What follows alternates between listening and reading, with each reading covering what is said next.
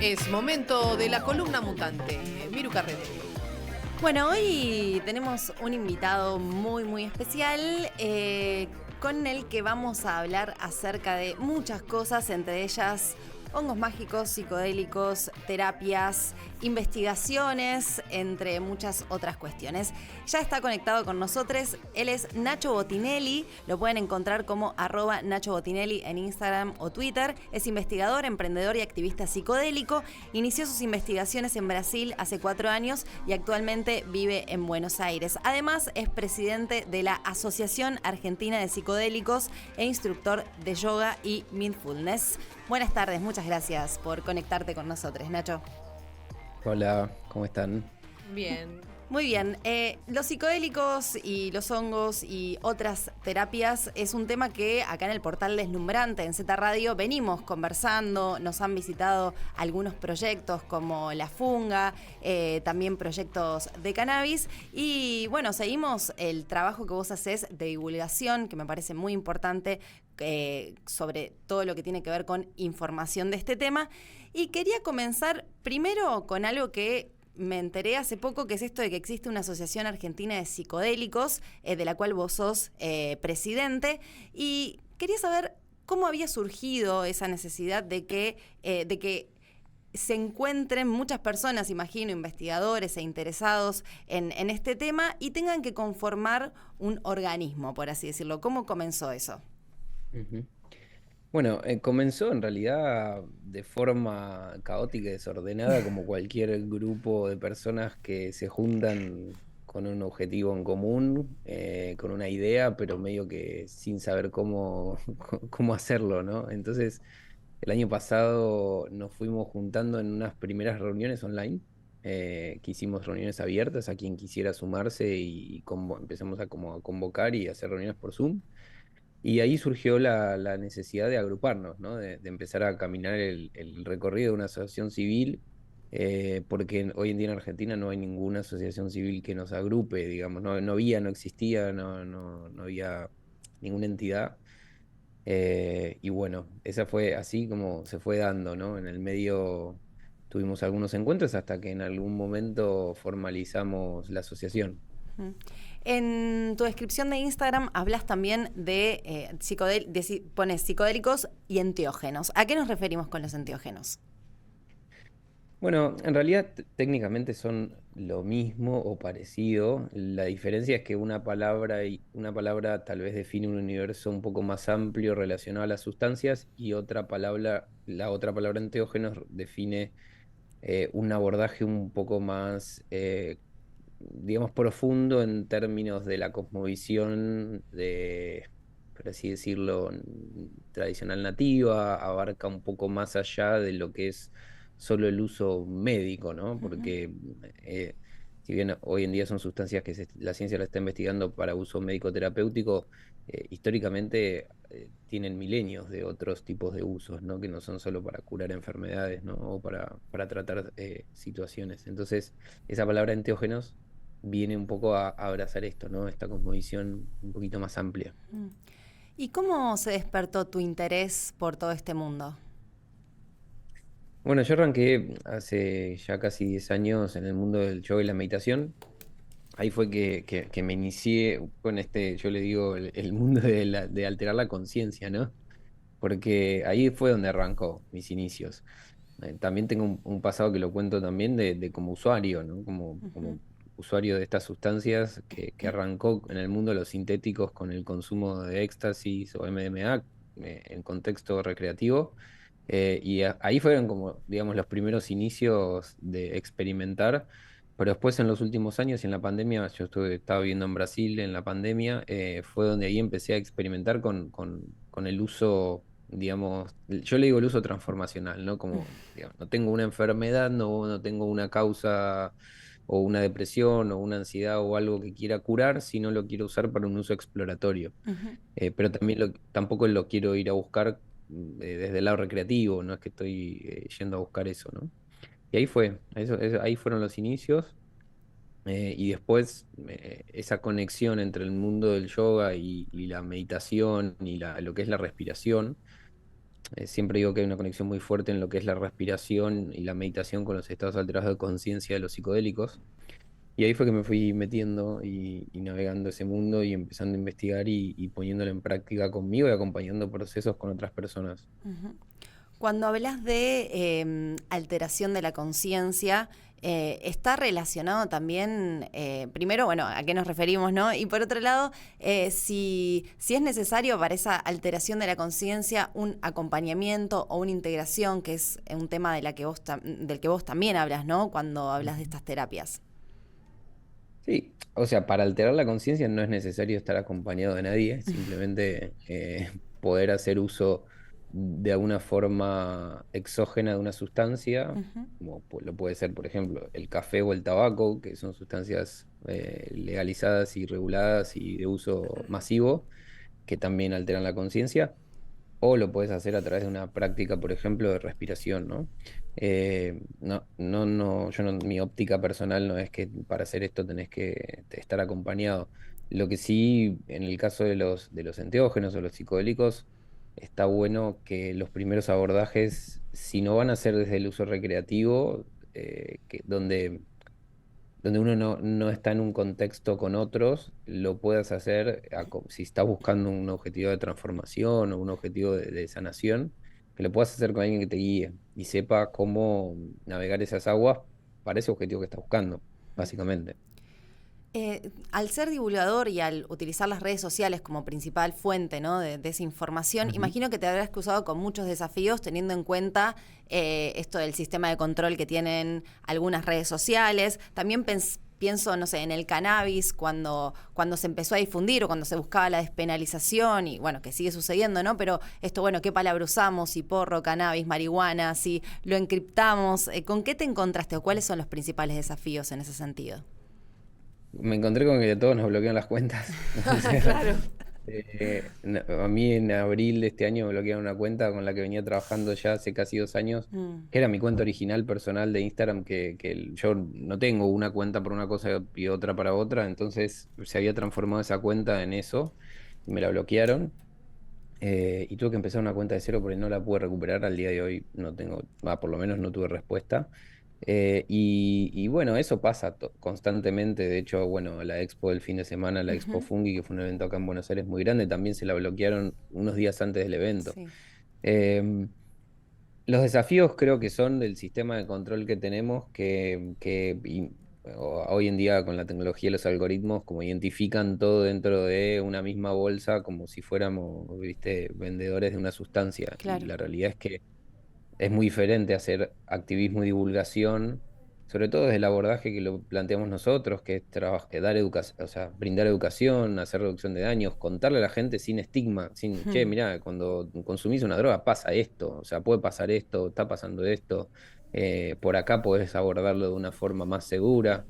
Y hablar de eso, la verdad que hoy en día en las redes es complejo, no solo por los algoritmos o por los bloqueos que las mismas redes te ponen, sino también porque hay un estigma de la sociedad muy fuerte que todavía sigue, o sea, ese estigma que viene hace 50 años desde el prohibicionismo, Ujú. donde la gente se enoja o te juzga porque vos estás comunicando, hablando sobre sustancias, ¿no? Digamos, a todos nos pasa constantemente. Y un poco para eso es la asociación, o sea, para educar de una forma un poco más seria eh, sobre todos estos temas. Mm. Nacho, ¿y cuáles son las pautas en las que vos te detenés? ¿Cuáles son los momentos que vos considerás que son interesantes para escribir, anotar y hacer registro en lo que vos llamás como investigación exploratoria? O sea, sin tratar una patología o sin ánimos de que sea recreativo. Ujú. Bueno, ahí yo soy partidario de algún concepto que de hecho está institucionalizado hoy en día por ejemplo, el CONICET o el Ministerio de Ciencia y Tecnología, que es la ciencia ciudadana. O sea, si hoy en día la ciencia ciudadana está reconocida a nivel mundial, que somos los ciudadanos a pie, que podemos hacer nuestra propia investigación y aportarle Ujú. a este conocimiento colectivo, a este conocimiento de la ciencia, esto que nos pasa. El problema es que la ciencia es limitada en su accionar, requiere de muchos recursos y si vos lo haces de una institución, bueno, hay que armar todos protocolos y más cosas complejas para poder investigar. Ahora, lo que la ciencia puede hacer o que podemos hacer nosotros como ciudadanos y junto con la ciencia es brindarle información de nuestras propias experiencias, ¿no? Con sustancias o sin sustancias, no tiene que ver puntualmente con este tema de los psicodélicos. Pero ahí es donde entra esto, porque en realidad, al estar, son sustancias que están prohibidas, están reguladas, eh, los usuarios las estamos haciendo, digamos. Claro. Hoy en día las drogas se consumen por más que estén prohibidas o no prohibidas, todo tipo de drogas.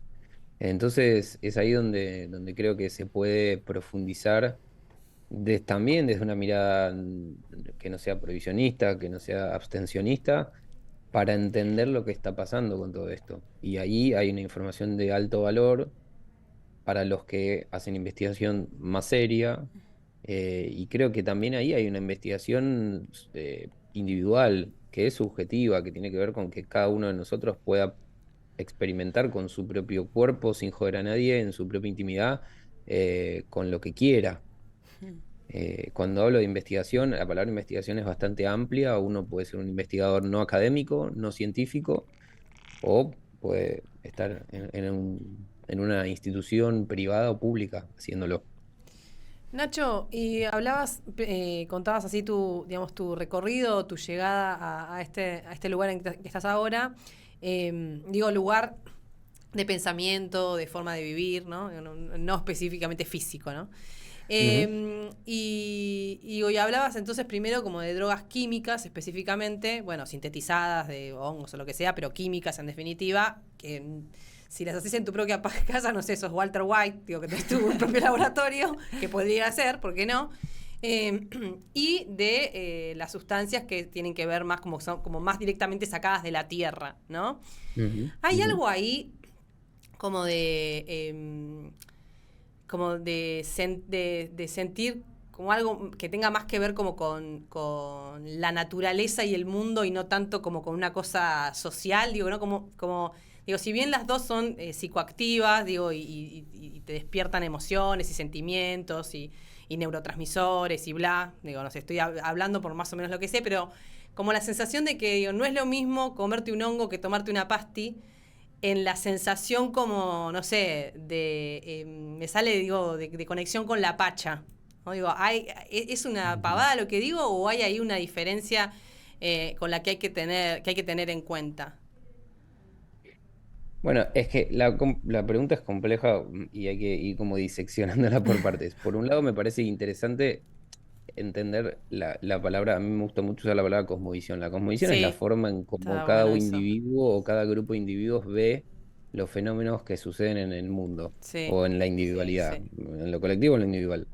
Eh, Hay una cosmovisión muy clara con respecto a todo esto que tiene que ver con medicina de plantas o de hongos, que es la cosmovisión chamánica o la cosmovisión asociada más a lo que es el animismo, Sí, donde reconoce que hay algo más allá de nuestro cuerpo físico, donde también reconoce que hay un alma o una energía de estas plantas y estos hongos y demás.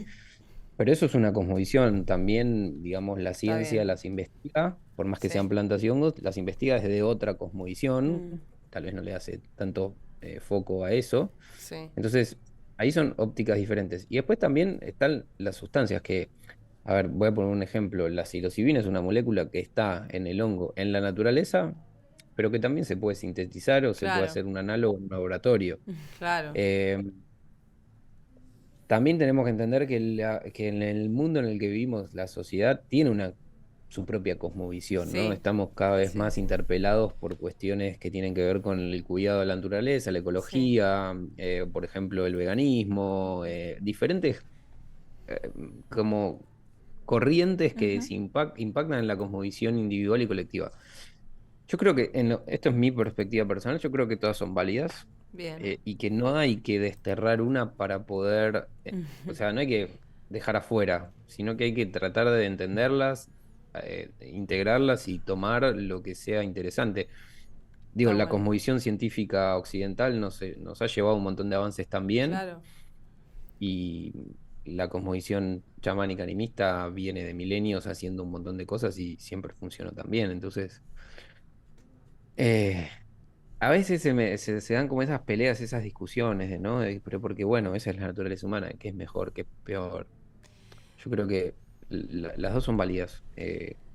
Y ahí está en uno donde se quiere, una donde se quiere parar en abordarlas, Sí, claro, ¿no? ¿no? También dependiendo como de las circunstancias y de un montón de cosas. No, está buenísimo, me Mm. encanta es como súper real lo de la cosmovisión, digo, no sé, con cualquier persona que te cruces también está bueno como contemplar como todo ese alrededor. Me sale la pregunta porque la primera vez que tomé hongo sentí un remordimiento con la Pachamama porque estaba en un departamento en Palermo con música a todo lo que da y yo decía, esto no tiene nada que ver, ¿entendés? Como pensaba.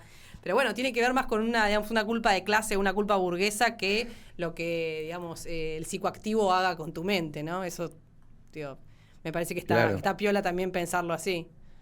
Sí, y también creo que está bueno entender que como sociedad, digamos, por más que te vayas a la naturaleza o te vayas al medio de un parque, Sí, un bosque libre, seguís siendo una persona tal vez que es occidental, en el mundo claro. contemporáneo, que tiene que vivir en un mundo civilizado. Entonces, no es porque, digamos, que te pongas tres plumas en la cabeza y soples tabaco, va a ser mejor o peor, Sí, desde total. mi perspectiva, Ujú. ¿no? Sí, sí, sí.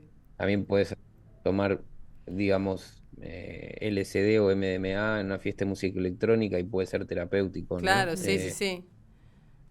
Entonces, creo que hay que unir todo eso y entender a todo esto como una complejidad que es como lo que somos los seres humanos y también las sustancias, ¿no? Sí, está bueno.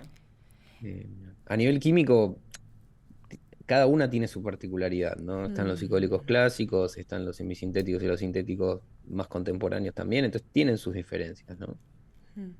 Sí. Sí. Y sus efectos en el cuerpo, ¿no? Que generan diferentes cosas. Pero sí está bueno esto que decías vos, porque el tema del hongo, o sea, en general la medicina de plantas o las plantas tradicionales que se usan como la psilocibina, la ayahuasca, la mescalina, traen en su experiencia una tendencia a entender desde otro lado esta visión animista, esta cosmovisión más que el chamanismo trae. Es como que medio inevitable ponerse a pensar que somos algo más allá de este cuerpo físico, ¿no? Sí. Sí. Hay algo que sí no está funcionando, o al menos así parece, y quienes investigan y quienes divulgan este tipo de terapias, como que traen otras posibilidades, que es el abordaje de la salud mental Ujú. desde ciertos lugares de la psiquiatría o de la psicología, sobre todo de, no sé, de estrés, depresión, como lo que está siendo más común en quienes Ansiedad. habitamos en las ciudades. Y en ese sentido quería preguntarte sobre las investigaciones que están habiendo de las terapias con psicodélicos. Acá estuvieron los integrantes de la Funga y nos hablaron acerca de la microdosis, nos contaron un poco sobre Ujú. este tema, pero también sé que existen investigaciones sobre macrodosis en relación a terapias que aborden o de la depresión o ciertos padecimientos de salud mental. Y bueno, quería saber si nos podías contar un poco sobre esto. Ujú.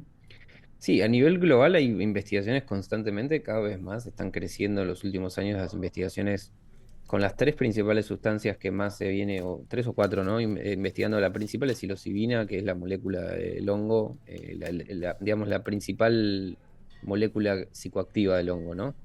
Y después con MDMA, es otra investigación en curso muy fuerte a nivel global. Digo, estoy mencionando no solo Argentina. Ujú. LSD y DMT son las que más se investiga. En Argentina hay poca investigación, pero hay por el principal problema que es complejo aprobar los protocolos de investigación con la sustancia. Entonces, Claro. sí hay tal vez más investigaciones como las que presentaron el equipo de Lorena Giovanesi y Carla Plavicini, que es el equipo de Enzo Tagliasucci el fin de semana en Expo Fungi, que son investigaciones observacionales, o sea, son Claro. investigaciones que, de nuevo, es lo que mencionaba un poco antes con el concepto de ciencia ciudadana. Vos agarrás una población de usuarios que ya están consumiendo Ujú. y deciden ellos mismos hacer la experiencia, y vos como investigador vas y recopilás data, información. Eso es mucho más fácil de hacerlo, menos costoso y Claro. menos complejo. Porque primero y principal vos como investigador no estás infringiendo ninguna ley, simplemente lo que estás haciendo estás investigando con personas que ellos como usuarios están decidiendo consumir una sustancia regulada o prohibida. Y después están protocolos como por ejemplo lo que está haciendo Agnes Tolkiener, que también dio una charla en la Expo Fungi el fin de semana, que son protocolos que sí requieren una complejidad mayor porque tienen que tener una aprobación del ANMAT para importar la Mm, sustancia, porque no se produce hoy en día psilocibina, en este caso es con psilocibina sintética, no se produce psilocibina sintética en la Argentina. Necesitan una serie de aprobaciones de un comité de ética, de un hospital, que en este caso es el Hospital Borda, y tienen que tener un protocolo muy rígido de cómo usarlo, de qué manera y ujú. demás, y con un fin muy claro, que en este caso la investigación de AINE es para pacientes con cáncer, con depresión mayor por la causa del cáncer, y que van a buscar ahí un objetivo muy, muy claro, ¿no? Ujú. Eh, pero bueno, está todo bastante en pañales, lo bueno es que cada vez más se está investigando, y a nivel de investigación también hay algo importante que pasó en las últimas semanas, que por ejemplo, en el caso del MDMA, ya se presentaron los resultados de fase 3 en Estados Unidos. Mm, El MAPS es una ONG también que investiga mira. con psicodélicos, es una de las más grandes del mundo. Pasó la última fase que le pide la FDA, que la FDA es como si fuera la ANMAT de Argentina, que le pide para su protocolo de uso médico regulado. Y ya pasó esa fase, ya presentaron los resultados, bueno, ahora quedará la resolución, pero yo imagino que entre este año y el año que viene, probablemente el uso médico regulado de MDMA en Estados Unidos se pueda aprobar. Y eso impacta a nivel mundial, ¿por Sí, qué? claro. Porque cada vez más países van a seguir esos protocolos, van a seguir esos procesos y lo van a poder. No significa que lo van a legalizar o despenalizar para el uso recreativo, pero sí medicalizar la medicalización regulada, que es lo que pasó hoy con el cannabis en Argentina con ReproCan, es un gran avance. Ujú. ¿Y crees que es posible la despenalización acá, en Argentina, de los psicodélicos o la psilocibina o ciertas sustancias específicas?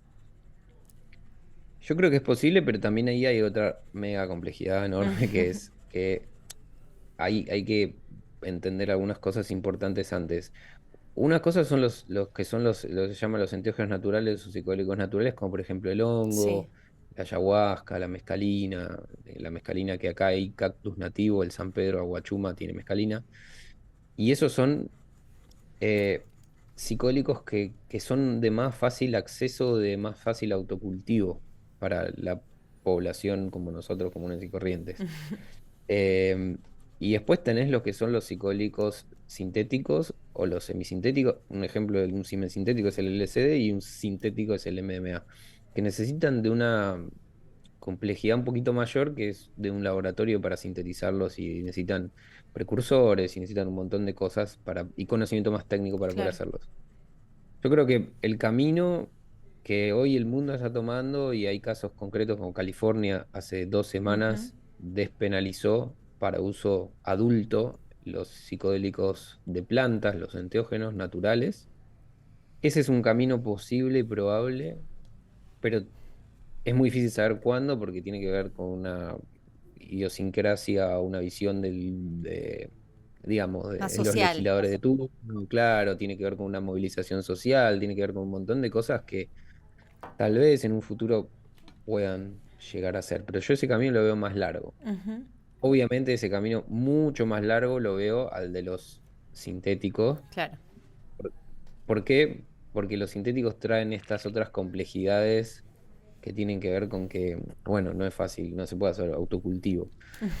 Ahora, sí pueden pasar, con respecto a estos dos, pueden pasar cosas como en el caso de Portugal o en el caso de Canadá, que vos podés despenalizar el consumo, o sea, podés decir, che, porque esto depende, hay algo importante para entender que esto depende de la ley de estupefacientes. La ley de estupefacientes, la ley de drogas, la 27737, que es la ley que dice que vos como consumidor o como usuario estás penado y podés ir a la cárcel por tener, Mm. no sé, una pepa en tu bolsillo, por Sí. ejemplo. Incluso sigue estando el Entonces, cannabis, según nos habían comentado hace el unos cannabis días. también, o sea, Sí. eso es medio un mito porque se dice, no, bueno, se despenalizó el cannabis. No, el cannabis en Argentina no está No. despenalizado. Si a vos te agarran con un cogollo en el Chaco y no tenés Reprocan, vas en Sí. cana, probablemente. Ujú. Entonces, em, ese camino de la despenalización tiene también que ver con un abordaje de seguridad y de sanitario de los países. Y hoy en día hay países como Argentina, como mismo Brasil, con el caso del cannabis, Brasil todavía ni siquiera tiene cannabis regulado de uso médico.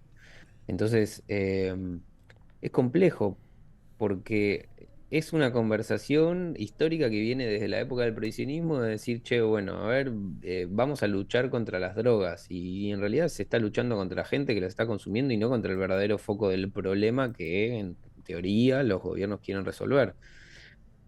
Hay países como lo mencioné hace un rato, Portugal y Ujú, Canadá, por ejemplo, que están muy avanzados en esto, entonces despenalizaron el consumo a los usuarios. claro. Entendieron que, che, no puedo ir a poner le puedo poner, no puedo meter en cana a un usuario que está consumiendo heroína en la calle, porque el problema no es el usuario, el problema es el sistema. Y si el usuario la está consumiendo porque probablemente tenga algo que le está pasando por el cual decide consumir una sustancia. Mm, Ahí también hay otra conversación en el medio que es recontra compleja, ujú, que es los psicodélicos no son adictivos. ahí Los va. psicodélicos clásicos principalmente. Está comprobado por la ciencia que no operan en el sistema de dopamina, no operan en el sistema opiáceo, no generan esa necesidad ni ese efecto de abstinencia. Entonces, son muy seguros para el consumo. Pero bueno, cayeron en la lista en el año 70, están todos ahí en esa misma lista uno de sustancias reguladas que todos los países como los metieron en la misma bolsa. Y así estamos. Ahora sí, redondeando la Sí, pregunta, hay un futuro posible que tiene que ver con que primero haya una medicalización regulada, como en el caso del cannabis en Argentina con Reprocan. claro. Eh, ¿Para qué? Para decir, ok, bueno, pará, este tema ya no tiene nada que ver con seguridad, ni con la lucha contra las drogas, ni con nada. Es gente que necesita usar la sustancia porque esto está probado por la ciencia, ya vienen haciendo investigaciones que esto puede resolver o puede ayudar a resolver cuestiones de salud mental. Démosle la posibilidad a la gente de hacerlo de forma segura, Ujú, que se eduque, que lo haga legal, que no tenga el miedo de que si tiene un tupper de honguitos en su casa pueda ir preso o presa, claro. y que lo mismo que pasó con el cannabis, que vos puedas tener tus plantas en tu casa y consumirlas para hacer lo que quieras, digamos, con ese fin médico. Probablemente, si todo va bien en los próximos años, puede haber conversaciones y debates alrededor de esto y que tengan buenos resultados, porque así también el mundo está yendo hacia ese lado, ¿no? No es que somos solo Argentina. Y si alguien nos está escuchando y recién empieza a conocer este mundo o por primera vez escucha esto que vos estás contando, además de seguirte en las redes como Nacho Botinelli, que vos ahí subís muchísima información muy interesante, ¿tenés algún libro para recomendar, documental? Como también siento que estos temas son muy de la propia investigación, lo que vos decías de, bueno, estoy en casa, me interesa y busco información porque no es algo que te van a enseñar, no sé, en la escuela el mundo fungi no lo vemos, ¿no? Es como una planta en un principio, digo, yo me enteré que no era una planta o que no tenía que ver con las plantas hace pocos años, entonces, no sé, ¿qué podemos leer, qué podemos ver, hacia dónde podemos orientarnos? Bueno, hay un universo gigante de Enorme. contenido, pero primero, tal vez la mejor universidad sea YouTube. Ahí va, sí. La- esa probablemente sea la mejor. Hay que también tener, obviamente, capacidad de de discernir la información, porque hay de Claro. todo. Eh, Estoy acá medio así mirando mi biblioteca para acordarme algunos libros, pero bueno, hay un libro, por ejemplo, que a mí me gusta mucho de cabecera para entender las sustancias y los efectos, Ujú. que se llama La Guía del Renacimiento Psicodélico, que es de un colega español, que es vicepresidente de la Sociedad Española de Psicodélicos, que se llama Antón Pérez Gómez Escolar, que es un libro que se puede conseguir acá en las librerías, en Mercado Libre, en fin, lo puedes comprar en algún lado, y está muy bueno para un primer abordaje de psicodélicos en general, no solo de los hongos. Ujú. Después hay libros más de autocultivo, hay un libro acá que sacaron en Argentina de autocultivo de hongos que está muy bueno, que lo vende una librería que se llama Magia Libros, que bueno, estoy tirando un par de chivos, pero si lo No pasa quieren nada. encontrar, lo pueden Sí. encontrar ahí, lo pueden buscar. Y después hay un montón de contenido. Hay autores más conocidos como por ejemplo Terrence McKenna o Timothy Leary, que son los de la época, lo que yo le llamo la segunda ola del renacimiento psicodélico, que fue California antes de la despenalización, Ujú. donde hubo mucha literatura alrededor de esto, Ahí va, por esta investigación que no estaba prohibida, ¿no? claro. Muchas gracias, Nacho, por esta charla. Bueno, gracias a ustedes por la invitación. Estamos en contacto, muchísimas gracias. Bueno, ahí pasaba Nacho Botinelli, investigador, emprendedor y activista psicodélico, además presidente de la Asociación Argentina de Psicodélicos e instructor de yoga. Síganlo en las redes porque realmente tira mucha data muy interesante y concreta.